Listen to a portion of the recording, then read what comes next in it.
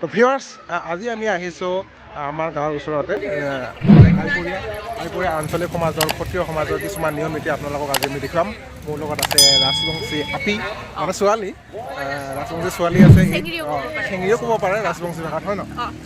এইটোৱে হৈছে ৰাজবংশীৰ যিটো পাটানী ড্ৰেছ, মানে পাটানী বুলি কয় ন? পাটানী ড্ৰেছ, এইটোৱে পাটানী ড্ৰেছ আমাৰ ৰাজবংশী ভাষাত, মানে এইটোৱে ড্ৰেছটো এইটোৱে। আপোনালোকক আমি ভিতৰত গৈ দেখুৱাম যে ৰাজবংশীৰ কিছুমান মানে লঘোণ লোৱা, তো সেইখিনি পৰম্পৰা আমাৰ আগৰ পৰা চলি আহিছে। তো সেইখিনি আজি আমি ভিতৰত গৈ আপোনালোকক দেখুৱাম আৰু নীতি নিয়মখিনি আপোনালোকক গোটেই বস্তু দেখুৱাই আছোঁ। তো আমি এতিয়া আপোনালোকক লৈ ভিতৰত যাম।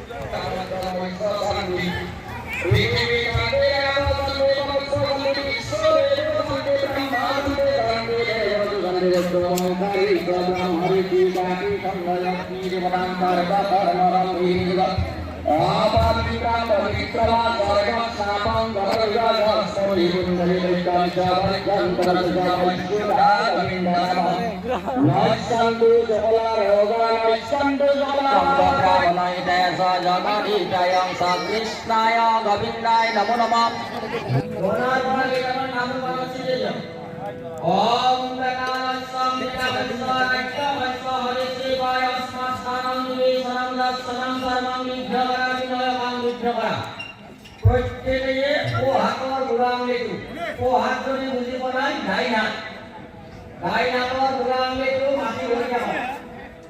ওম স্বস্তি বিশ্বদেবং স্বস্তি মহাগ্রহং স্বস্তি ভবনকরং ওম স্বস্তি স্বস্তি হাত ধরে ওম ত্রৈলোক্যজানি ভূতানি সংস্থাপনানি ব্রহ্মা বিষ্ণু মহেশ্বরম আন্তারিং সর্বং পাপঘ্নং প্রণতস্মিন দিবাকরম। আর বনার পানি আমল বনার গলবিয়া সূর্যটো প্ৰণাম কৰিব লাগে। এইটো বুঝছো মনে লাগে কা আটকাই হানা ওরে মিটার করেন দেখো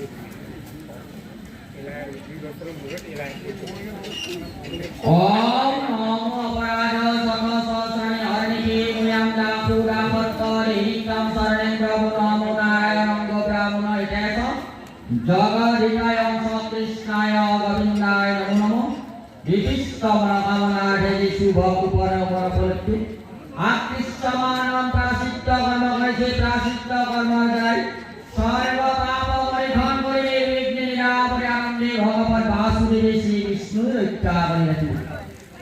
জয় ভগবান বাসুদেব শ্রী বিষ্ণুর শরণার্থী একবারে হরি বল হরি বল হরি বল। ভগবান বলিলা নমস্ক ভগবান বাসুদেব শ্রী বিষ্ণু শ্রী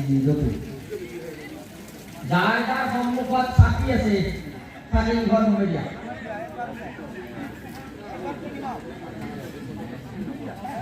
হাতে দিয়ে একেবাৰে নম একেবাৰে কাপড়িয়া কাপড়িয়া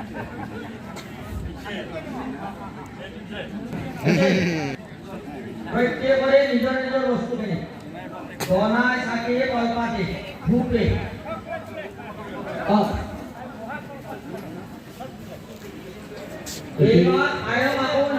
ini larbore semua kamu jangan sudah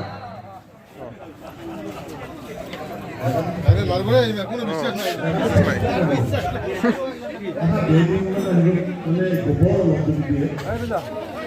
গোবর এইখিনি লাগাই মুছাৰ পৰিৱেশ নাই, তথাপিতো গোবৰ পানী অলপ ছিটে দিব লাগিব।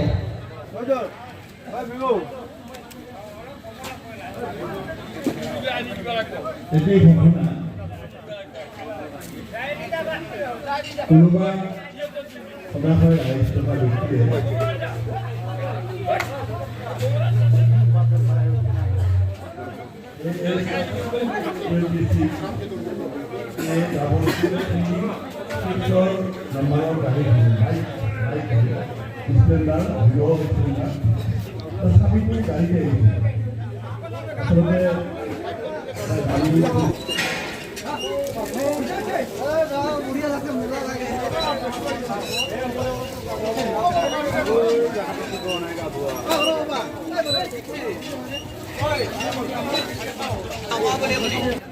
ওম আদিত্যাদি নবগ্রীভ্যৈ নমঃ তামুল পানতে ইন্দ্রাদি দশবালেভ্যৈ নমঃ বয়োজ্যেষ্ঠ মাননীয় ব্যক্তিসকল কিছু আসন ৰখা হৈছে বিশেষ আসন গতিকে আপোনালোকে আগবাঢ়ি আহক বয়োজ্যেষ্ঠ মাননীয় ব্যক্তিসকল অলপ আমাৰ উত্তৰ দিশত কিছু আসন ৰখা হৈছে গতিকে আপোনালোকে আহি আসন গ্ৰহণ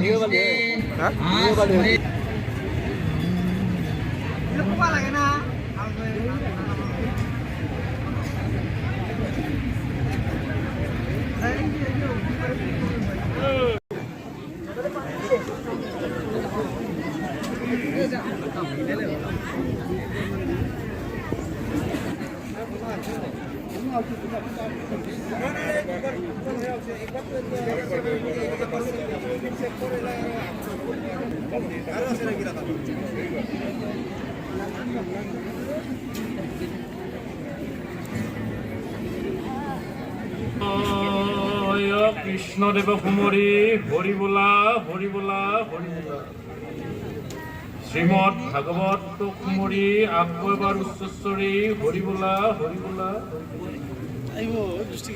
শ্ৰীমন্ত শংকৰ হৰি ভকতৰ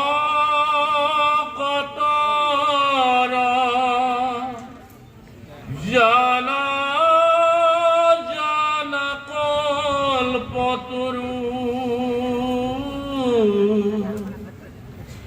তাহান্ত বিনাই নাহি নাহি নাহি আমাৰ পৰম গুৰু হৰিদেব দামোদৰ শংকৰ মাধৱ একে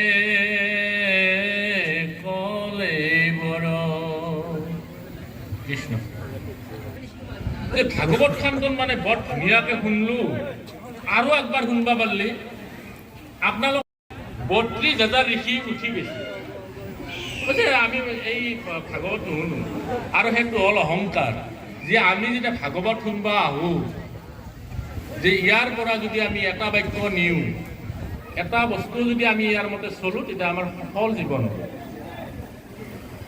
আৰু সেই কথাখিনি কৃষ্ণই উদ্ধৱক ক'ব তুমি গুৰু মৰ পৰম দেৱতা পঢ়াইলা শাস্ত্ৰ সমস্ত শুনি শান্তিপনি দিলা সেই শ্ৰদ্ধাটো বেলেগ যে আমাৰ শ্ৰদ্ধাবিলাক কেনেকুৱা যেতিয়া এতিয়া শান্তিমণি মুনিৰ আশ্ৰমত যোৱাৰ কাৰণে বিপ্ৰ দামোদৰ যেতিয়া কৃষ্ণৰ তাতে গৈছিল বিশ্বকৰ্মা আহি পেলাই ক'লাক নহয় যে তোমাৰ ঘৰটো বিল্ডিং বনাই দিব দিলা এওঁ বোলে চিনি তিনি নাপাওঁ ক'ৰ মানুহ আহিছে ঘৰটো বান্ধবা এতিয়া আমাৰ আইসকল হ'লে কি ক'লা আইও মাইও কোনেও গম নাপাকে মোৰ ঘৰটো বান্ধি দিয়া তেওঁ কৈছে যে মোৰ যদি ঘৰটো বনাব লাগে তুমি যাত্ৰাৰ পৰা অৰ্ডাৰ লৈ আহিছা মোৰ গোটাই পাৰাখান গোটাই গাঁওখনৰ ঘৰকেইটা বনাই দিব লাগিব বুজি আইসকল যে সেই ব্ৰাহ্মণীৰ কথা মতে সেই গোটাই গাঁওখনৰ ঘৰ প্ৰভু ভগৱন্তৰ মানে অৰ্ডাৰত বিশ্বকৰ্মাই বনাই দিব লগা হৈছে তে আপোনালোক সেই ব্ৰাহ্মণী হওক সেই ব্ৰাহ্মণীৰ নিচিনা হ'বলৈ শিকক দেখিব যে আপোনালোক সুসন্তানৰ মাতৃ হৈ যায় আছে আৰু এনেকুৱা কৃষ্ণৰ নিচিনা সন্তান আপোনালোকৰ ঘৰত থাকিব কৃষ্ণ দেখিছিলে যে ন হৰাইবাৰ নিধি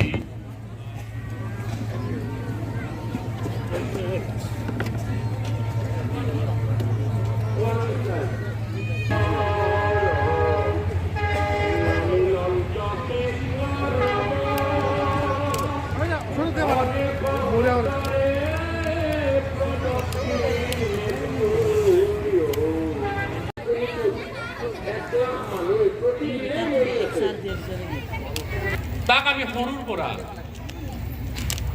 আধ্যাত্মিক বুলি কৈ থাকিলে কেনেকৈ হ'ব ল'ৰা এটাই ধৰক লং পেণ্ট পিন্ধি সেৱা কৰি আছে এই ল'ৰাকেইটাক লৈ পেলাই কৈ আছো মই এতিয়া সেৱা কৰি থাকো আমি যদি ৮ ঘণ্টামান আশীৰ্বাদে দি থাকো কি উঠি যাব না আপুনি সিহঁতে সহজতে ল'ব পৰাকৈ বস্তুটো যাতে বোধগম্য হয়, আমি সেই যুগৰে বস্তু এইখন। কিন্তু এতিয়া যাতে এই ল'ৰাখিনি ডিজিটেল যুগতো যাতে সহজে বোধগম্য হয়, ল'ব পাৰে। এতিয়া ডেকা ল'ৰা এটাৰ কাষেদি মানুহ এটা যাই আছে, এপিল দিলাক যে বাবা তই অলপ সত্ৰৰ দিশে আহিবিচোন, তই বগা জগা ঠৌকা চলি ধুতিখান পিন্ধিলে ভাল লাগিবও পাৰে অলপ, আহিবি। পৃথিৱীত এনেকুৱা এটা মানুহ নাই য'ত আপোনাৰ থাইলেণ্ডত যদি যায় তাতে বাঘবিলাকক বুদ্ধ ভিক্ষুসকলে পোহান লাগিছে, আৰু মানুহে ভালকে ক'লে মানুহে আৰু পোহান লাগি যাব। যে আমি ল'ৰাবিলাকক ছোৱালীবিলাকক বেয়া বুলিয়ে আমি এৰি আছো, ই বেয়া। আপুনিনো বা মইনো কিমান কোনচা ভাল হলো, আমিতো নাপো পৰা নাই। গতিকে এই যে সুদৰ্শন বুলি কৈছে, কি সুদৰ্শন? চকু যদি আমাৰ সুদৰ্শন চক্ৰ চব কাটি মাৰি চেচ হৈ গৈছে। চকু যদি আমি যদি ভাল দেখা পাওঁ, ভালেই হ'ব। আমাৰ গদা কি? আমাৰ শব্দ, আমাৰ গট গট কৰে শব্দবিলাক আমাৰ গদা।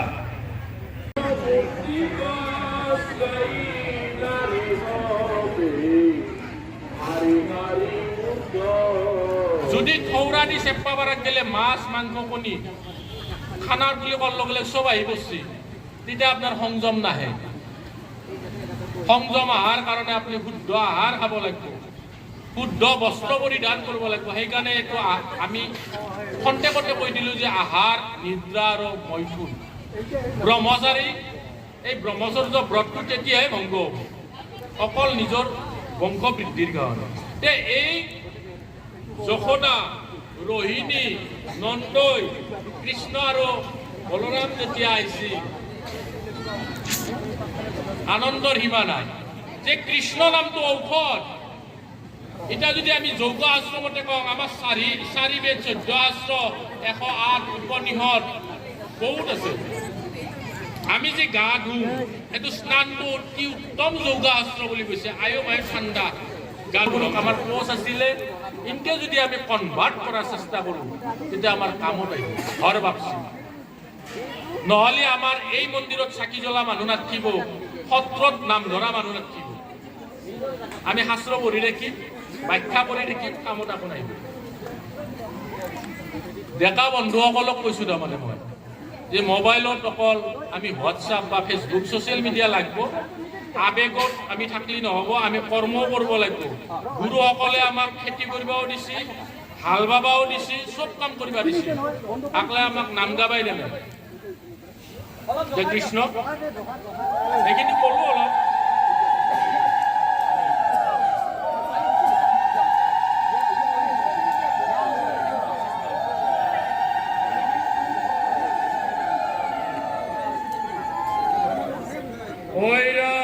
কৃষ্ণৰ প্ৰসাদে দুখ দূৰ ভৈল, নাহি উপসৰ্গ ৰোগ। ঘৰে ঘৰে ভৈল অচলা সম্পত্তি, ইন্দ্ৰ তই অধিক ভোগ। ৰাম শুনিয় সৰ্বলোক, কৃষ্ণৰ চৰিত্ৰ ইটো। বিচাৰি পথাৰ আহিমা, বৈকুণ্ঠৰ কৃষ্ণ ইটো। তাহাং হাতত পাইল, ভকতিৰ কি কৰিব মহিমা।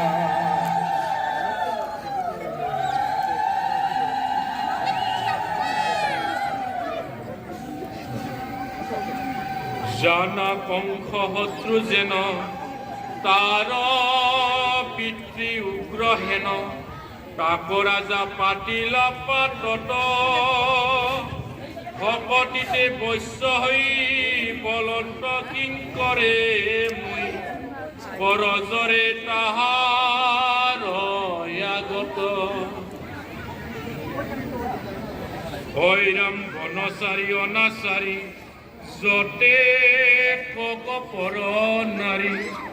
পাইলা কাম ভাবে ভজিল কৃষ্ণক, অনেকৈ আনন্দ কৰি সুখে সংসাৰক তৰি এই পাইলা হবে প্ৰিয় বৈকুণ্ঠত বুজি পংখৰায়ৰ দাসী তাইৰ গৃহে পখী আঁকি কৰিলা মাধৱ মনৰত বুজিবা হায়াৰ মৰ্ম নচাৱে আচাৰ ধৰ্ম কিনো হৰি ভকতৰ পথ যিটো নিত্য শুদ্ধভাৱে হৰি গুণ নাম গাৱে কৃষ্ণৰ ৰূপত হৰি হৃদয়ত সিটো ভাগ্য বন্দনৰে জগত পবিত্ৰ কৰি অ কি কহিব তাহাৰ মহত্ব এইটো বৰ ডাঙৰ কথা যেতিয়া মহাভাৰতৰ যুদ্ধ শেষ গৈছে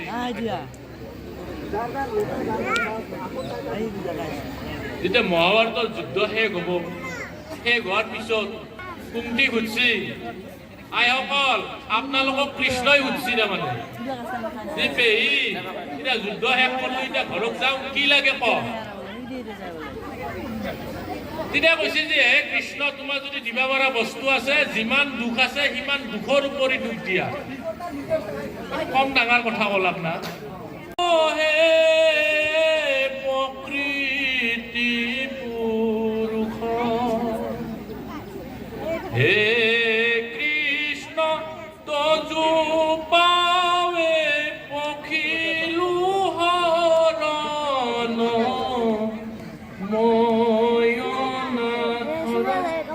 নাথ তুমি নাৰায়ণ হে প্ৰকৃতি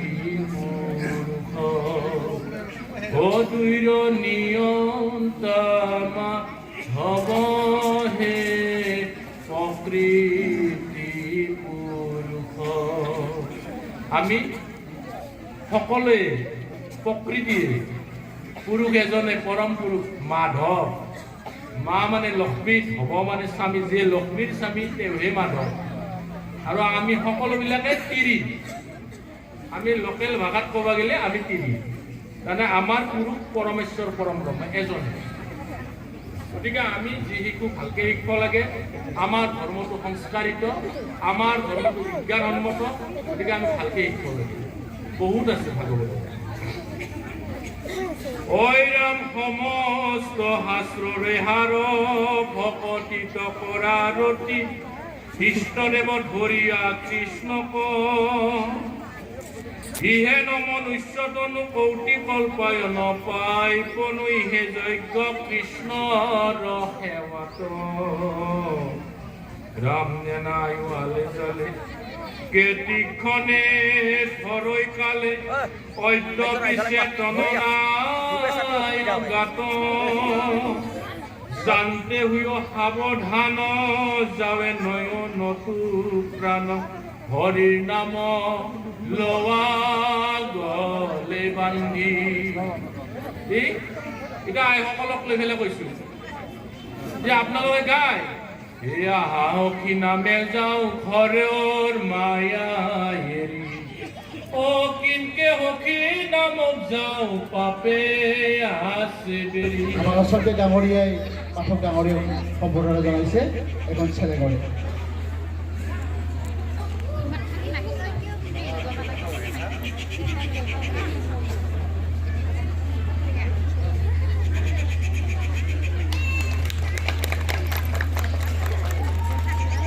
আমি এখন পাঠক ডাঙৰীয়াক চালেৰে সম্বৰ্ধনা জনাম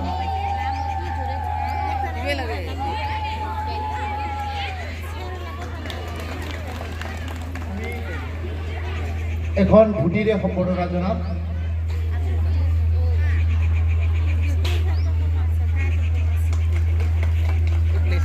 আমি এখন গেঞ্জিৰে সম্বৰ্ধনা জনাম এই মাত্ৰ ফোন কৰিলোঁ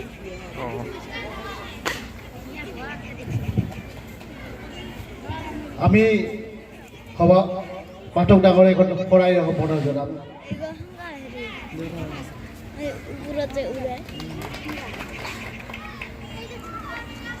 সেইখিনি সময়ত যিটো আমাৰ উচ্চ নিচ এটা ভেদাভেদ, সেই ভেদাভেদ আমি সাধাৰণতে দেখিবলৈ পাইছিলোঁ। আৰু সেই গতিকে আমাৰ এইগৰাকী জাতিৰ জনকগৰাকীয়ে তেখেতে আমাৰ এই ঐতিহ্যৰ কথা সোঁৱৰাই তেখেতে পুনৰবাৰ যি আমাৰ লগুণ বা পইতা ব্যৱহাৰৰ মাজেৰে জাতিটো যাতে এটি উচ্চ আসন লাভ কৰিব পাৰে তাৰ কাৰণে তেখেতে সংকল্প গ্ৰহণ কৰিছে। আৰু সেই উদ্দেশ্যৰে এটা দীঘলীয়া পৰম্পৰাৰ পৰা আমি সাধাৰণতে আমাৰ যি পইতা লোৱা এই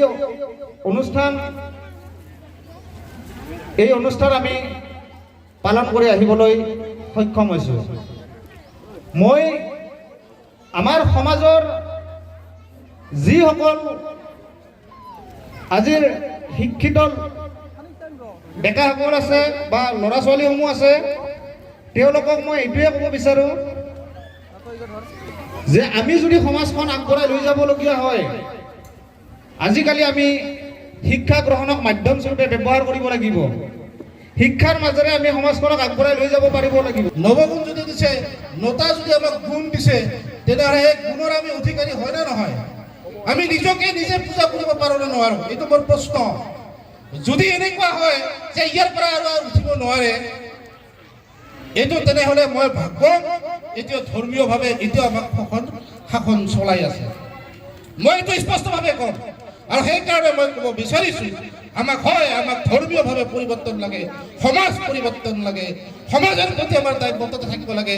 আমি সমাজক কেনেকৈ দিব পাৰোঁ, আমি ধৰ্মীয়ভাৱে কেনেকৈ দিব পাৰোঁ, আমাৰ এটা নিজা পজিশ্যন থকাৰ প্ৰয়োজন আছে বুলি অনুভৱ কৰোঁ। নহ'লে জনগোষ্ঠীটোৱে আগবাঢ়িব নোৱাৰিব। দ্বিতীয় উচ্চ স্থানত থকা জাতি এটাই আকৌ পুনৰবাৰ কিয় এই যে দিৱস পালন কৰিব লগা আমাৰ ঠাকুৰ পঞ্চানন বৰ্মাৰ প্ৰসংগ আহি পৰে। পূৰ্বৱৰ্তী বক্তাসকলে তেখেতৰ বিষয়ে সুন্দৰভাৱে ব্যাখ্যা কৰি গৈছে। তাৰ পুনৰবাৰ দহৰাৰ কোনো প্ৰয়োজন নাই। তেওঁ বেৰিষ্টাৰ আছিল, ৰংপুৰ জজ কোৰ্টত বেৰিষ্টাৰী কৰিছিল আৰু তাতে তেওঁ এই যে জাতিভেদ সেই সময়ত প্ৰবল আছিল কাৰণে তেওঁ নিজকে বাকী বন্ধুসকলৰ দ্বাৰা, বন্ধু বেৰিষ্টাৰসকলৰ দ্বাৰা, উকিলবিলাকৰ দ্বাৰা অপমানিত হোৱাৰ পিছত তেওঁৰ এটা জাতি হত্যা জাগি উঠিছিল। আৰু তেওঁৰ প্ৰচেষ্টাতেই পুনৰ আমাৰ এই জাতিটোক সংস্কৃতকৰণ কৰাৰ যি প্ৰক্ৰিয়া তেওঁ আৰম্ভ কৰিছিল। আৰু সেই যে আৰম্ভ হ'ল, এই আৰম্ভ হোৱাৰ পৰা আৰু বন্ধ হৈ থকা নাই। পৰম্পৰাগতভাৱে এই যে পঞ্চানন বৰ্মাৰ বিষয়ে আমাৰ বৰ্তমানৰ যুৱ সমাজে কিমানখিনি জানে এই কথাটো আলোচনা কৰিব লাগিব। পঞ্চানন বৰ্মাক আমি অধ্যয়ন কৰাৰ প্ৰয়োজনীয়তা বেছি আছে, কাৰণ তেওঁৰ অকল এই যে ক্ষত্ৰিয়কৰণ অৰ্থাৎ উপবীত কৰা উদ্দেশ্য নাছিল, জাতিটোক সংস্কৃত অৰ্থাৎ শিক্ষিত কৰাৰ এটা প্ৰচেষ্টা আছিল। তেওঁ নিজে এজন বিদগ্ধ পণ্ডিত আছিল। তেওঁ কোনোদিন শিক্ষাগত অৰ্হতা দ্বিতীয় হৈ পোৱা নাছিল, কিন্তু উচ্চ বংশৰ দ্বাৰা, উচ্চ জাতিৰ দ্বাৰা জাতিভেদ প্ৰথাৰ বৈষম্যৰ বলি হৈ তেওঁ এই আন্দোলনটো শুৰু কৰিছে। আৰু পঞ্চানন বৰ্মাক আমি আদৰ্শ লৈ পেলাই আমি আমাৰ উত্তৰ পুৰুষক আমি সংস্কৃতিবান কৰিব, অৰ্থাৎ আমি লগুণ ল'লেই আমি পুৰা আৰ্য হৈ গ'লোঁ, আমি উচ্চ হৈ গ'লোঁ, এই ভাৱ পোষণ কৰিব নালাগিব। প্ৰকৃত শিক্ষিত মানুহসকলেই আৰ্য।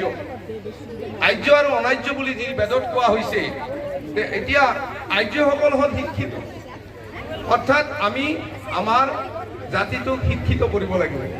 আজি আইপৰীয়া ক্ষত্ৰিয় সমাজ আমি নাম দিছোঁ। এই আই নদীৰ পাৰত নদীমাতৃক যিটো সভ্যতা, এই সভ্যতাৰ কাণ্ডাৰী আমাৰ এই ক্ষত্ৰিয়সকলে এই ধাৰাটো অব্যাহত ৰাখিব লাগিব। আৰু প্ৰতিজন যুৱক আমাৰ কি হ'ব লাগিব? শিক্ষিত হ'ব লাগিব। অৰ্থাৎ আৰ্যৰ যিসকল গুণ আৰ্যকৰণ কৰা বুলি কোৱা হৈছে, আৰ্যৰ যিবিলাক গুণ সেই গুণবিলাক আমি ধাৰণ কৰিব লাগে। আমাৰ ভাগৱত পাঠ কৰা বৰক্ষেত্ৰী ডাঙৰীয়াই যিবিলাক কথা আমাক কৈ গ'ল সকলোবিলাক কথা মানৱীয়তাৰ কথাই আছে। তাত প্ৰকৃত মানুহ হোৱাৰ আন্দোলন সেই আন্দোলনটোৰ কথা কোৱা হৈছে। মানুহ হোৱাৰ গৌৰৱ আৰু সমাজৰ কথা কোৱা হৈছে যে এখন সমাজটো মানুহে কৰিছে, কোনো আকাশৰ পৰা আহি সমাজ এখন কোনোৱে গঢ়ি নিদিয়ে। সমাজখন আমাৰ মানুহে কৰিব লাগিব। গতিকে ভাল মানুহ হ'লে ভাল সমাজ গঢ়িব পাৰিব। আৰু সেই সমাজত আমাৰ কি হ'ব, উঠি অহা যিবিলাক আমাৰ উত্তৰ পুৰুষ সেইবিলাক সংস্কৃতিবান হৈ জাতিটোক আকৌ মানে উত্তৰণ ঘটাব। বিশেষকৈ আমাৰ ক্ষত্ৰিয় জাতিসকলৰ যিবিলাক লোক সেইবিলাক কৃষিজীৱী লোক বেছিভাগে আৰ্থসামাজিক দিশৰ পৰা আৰ্থসামাজিক দিশৰ কথাটো যদি কোৱা হয় যে আজিৰ বিশ্বায়নৰ যুগত বহু ভিত্তি আছে, যি ভিত্তি ধাৰণ কৰি আমাৰ যুৱকসকলে কি কৰিব পাৰে, তেওঁলোকৰ যিটো আৰ্থসামাজিক দিশ সেইটো উন্নয়ন কৰিব পাৰে। কেৱল চৰকাৰী সাহায্য আশা কৰি বা চৰকাৰী চাকৰি আশা কৰি আমাৰ জাতিটোক আমি উন্নয়নৰ পথত ল'ব নোৱাৰোঁ। আমি আৰ্থসামাজিক দিশত যদি আগবাঢ়িব লাগে, আজি বিশ্বায়নৰ যুগৰ লগত মিলাকৈ আমি বিভিন্ন ধৰণৰ ভিত্তি অৱলম্বন কৰিব লাগিব। অকল জাতি অভিমান, আমি ক্ষত্ৰিয় আমি ইটো কৰিব নাপায় এইটো ক'লে আমাৰ জাতিটো আগবাঢ়ি নাযাব। আমি সকলো কৰ্ম আমি হাতত ল'ব লাগিব। আমাৰ যিবিলাক যুৱক ইয়াত উপস্থিত হৈছে, এই যুৱকবিলাক আজিৰ এনেকুৱা দিনতেই ঠাকুৰ পঞ্চানন বাৰ্মাৰ আদৰ্শ আমি অনুসৰণ কৰি আমি কি কৰিব লাগিব, সেই পথত আগবাঢ়িব লাগিব। জাতিটোক এটা গতি দিব বিচাৰিছে। সেই গতি কেৱল পইচা লোৱাতে সীমাবদ্ধ নহয়, আৰু বহু কথা তেওঁ কৈ গৈছিল, যাৰ কাৰণে মই আগতেই কৈছোঁ তেওঁৰ জীৱন আৰু তেওঁৰ প্ৰজ্ঞা আমি অধ্যয়ন কৰিব লাগিব, যিবিলাকৰ দ্বাৰা নেকি আমি আমাৰ এই জাতিটোৰ আৰু কিছু উত্তৰণ ঘটাব পাৰিম। যি হওক, মই আৰু বিশেষ দীঘলীয়া নকৰোঁ, সময় বৰ সংকীৰ্ণ। গতিকে আমাৰ অনুষ্ঠানো লাহে লাহে শেষ হৈ আহিব। মই এইখিনিকে কৈ মোৰ চমু বক্তব্য সামৰণি মাৰাৰ আগতে কিবা ভুল-ভ্ৰান্তি হ'লে মোৰ নিজৰ এজন বুলিয়ে মোক ক্ষমা কৰি দিব। সেইখিনি কৈ মোৰ বক্তব্য মই সামৰণি মাৰিছোঁ। ধন্যবাদ। শ্ৰীযুত বৰ্মন ডাঙৰীয়াক আমি অশেষ ধন্যবাদ জ্ঞাপন কৰিছোঁ। তেখেতৰ বক্তব্যৰ মাজত এটা কথা পৰিষ্কাৰ হৈ উঠিছে যে অকল আমি উপবৃত্ত ধাৰণ কৰিয়েই ৰক্ষা কৰি বা স্বাভিমান ৰক্ষা কৰি থাকিলেই নহ'ব। বিশ্বায়নৰ যুগত আমি বিভিন্ন বৃত্তিত আমি যুক্ত থাকিব লাগিব, বিভিন্ন কাম কাজ আমি হাতত ল'ব লাগিব। আমাৰ ডেকাসকল এই সকলোবিলাক চিন্তা কৰাৰ কাৰণে তেখেতে আহ্বান জনাইছে। কেৱল আমি চৰকাৰে সা সুবিধা গ্ৰহণ কৰিলেই আমাৰ জাতিটো কেতিয়াও উন্নয়ন হ'ব নোৱাৰে, সেই কথা তেওঁ লৰাই কৈছে। গতিকে তেখেতৰ এই সুন্দৰ বক্তব্য, তাৎপৰ্যপূৰ্ণ বক্তব্যৰ কাৰণে আমি তেখেতক ধন্যবাদ জ্ঞাপন কৰিছোঁ। আমাৰ প্ৰায় সভাৰ কাম শেষ হৈ আহিছে।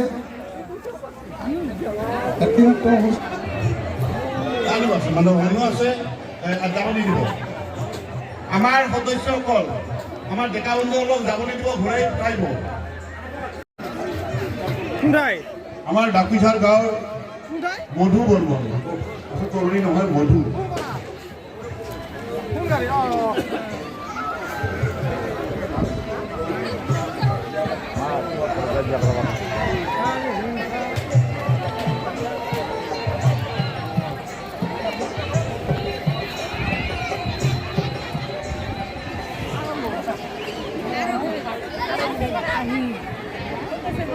এয়া ডাকুইঝাৰ গাঁৱৰ মধু বৰ্মন, মধুসূদন বৰ্মন। চেঁচাপানী বৰ্মন পাৰাৰ অমৰেন্দ্ৰ বৰ্মন।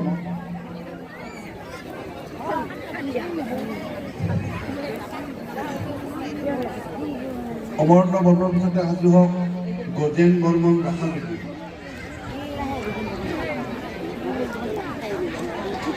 আচলতে আমাৰ ধৰ্মীয় সভাটো দীঘলীয়া হৈছে সেইকাৰণে হয়তো আমাৰ কাৰ্যসূচী কিছু ব্যাঘাত হৈছে তথাপিও আপোনালোকে সহায় কৰিবলৈ আশা ৰাখিছোঁ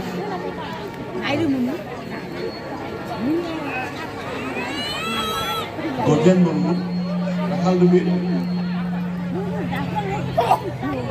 মাতিলে সোনকালে আহিব